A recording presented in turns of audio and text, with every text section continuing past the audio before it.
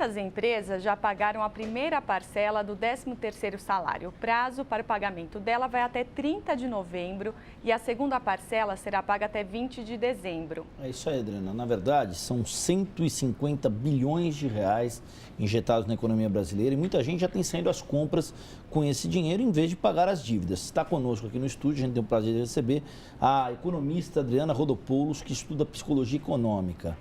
Adriana, como é que é essa história de psicologia econômica? De que forma ela impacta ou ela pode servir para o dia a dia das pessoas? Então, na verdade, é um pouco diferente do que a economia tradicional fala.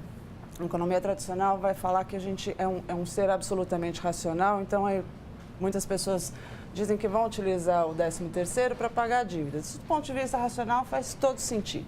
Você tem uma dívida, está recebendo aí um abono, vamos pagar. O problema é que na hora do vamos ver, a coisa às vezes não acontece assim. Em psicologia econômica, a gente leva em consideração também o componente emocional na hora de tomar uma decisão, a questão dos impulsos, das vontades e dos desejos. E aí, Adriana, como conter esse impulso na hora de comprar, principalmente numa época do ano como Natal, final de ano, né? Bom, a gente tem que entender que o ambiente, agora no final do ano, ele está formado para que a gente realmente consuma, né? Então, se a gente não tomar algumas providências, a gente fica extremamente vulnerável à questão do consumo. E, às vezes, algumas providências simples, né, que a gente pode tomar, podem fazer com que a gente não gaste além do que a gente deveria no final do ano. Como, por exemplo, fazer uma lista dos presentes e lembrancinhas. Isso reduz o nosso devaneio, a gente presta mais atenção naquilo que a gente precisaria, de fato, comprar. E saber mais ou menos aquilo que você vai comprar para cada pessoa. Exatamente. E, de antemão, saber o quanto você tem disponível mesmo, né? Eu gostei do termo poético, reduz o nosso devaneio. É o devaneio. Que é mesmo, que é não um deixa devaneio. de ser, né? O cara chega lá, não, eu pensei em comprar isso, mas agora eu vou comprar isso. Isso. Agora, levar a criança junto, nem pensar. Depende. Isso depende muito de como a família lida com o consumo ao longo do ano. Quer dizer, deixar para introduzir a criança na questão do consumo consciente no Natal não é uma boa ideia de fato. Mas, se a família tem essa preocupação de negar todos os desejos de consumo da criança, se a questão das finanças ela é conversada ao longo do ano com as crianças, acho importante levar assim, né? Existe já um mercado para elas, existe uma indústria e um mercado publicitário para as crianças. Eu acho que a função da família é dar a contrapartida de educá-los no sentido de formar consumidores conscientes. As decisões de compra são tomadas mais pelo coração do que pelo cérebro? Para a maioria das pessoas, sim. Por isso que a gente acredita que existe um componente emocional forte na hora de tomar uma decisão de consumo. O problema é que aí vira mais um problema, né? E o que a gente precisa, em psicologia econômica, a gente fala em eu quente e eu frio, né? Nessa época do ano, ficamos todos quentes. Né?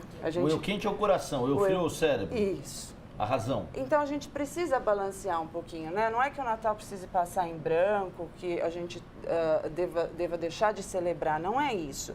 Mas de uma forma que a gente não comprometa o primeiro semestre do ano seguinte, que é o que acaba acontecendo com muitas famílias, né?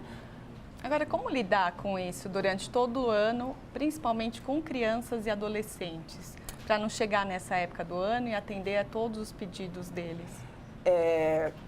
Criança faz o que ela vê sendo feito, né? Então, o comportamento dos pais em relação às finanças, em relação às questões econômicas, vai dizer muito sobre como essa criança vai trabalhar também com as questões financeiras e econômicas dela.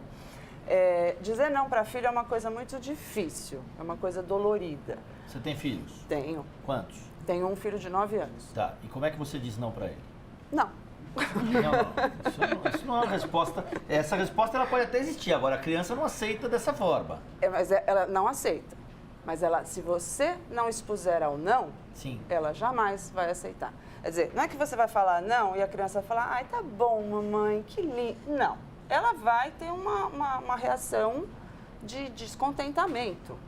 É como se fosse uma vacina. Quando a gente leva os filhos para vacinar, não é gostoso. Eles sofrem, a gente sofre junto. eles passam mal quando chegam em casa, Em mas especial a gente... aquela que dá na coxa. Em especial aquela. Mas por que a gente expõe os filhos a este sofrimento? Para evitar um mal maior lá na frente. O dizer não para os desejos de consumo é a mesma coisa. Não é gostoso, nem para a gente, nem para os filhos, mas precisa. Nós nunca vamos ter tudo o que queremos.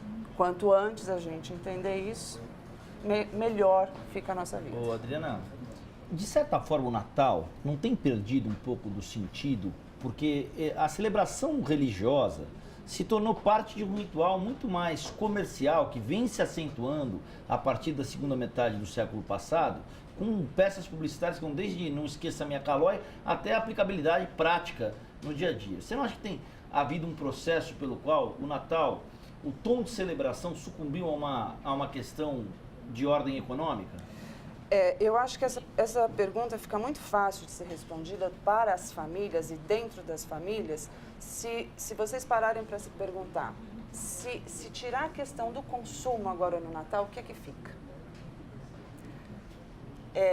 Se a gente tentar se lembrar, e veja que coisa interessante, se você tentar se lembrar dos presentes que você deu e recebeu do ano passado, você vai ter uma certa dificuldade. Mas você não vai ter a mesma dificuldade de se lembrar com quem você estava e as coisas gostosas ou engraçadas que aconteceram durante o Natal.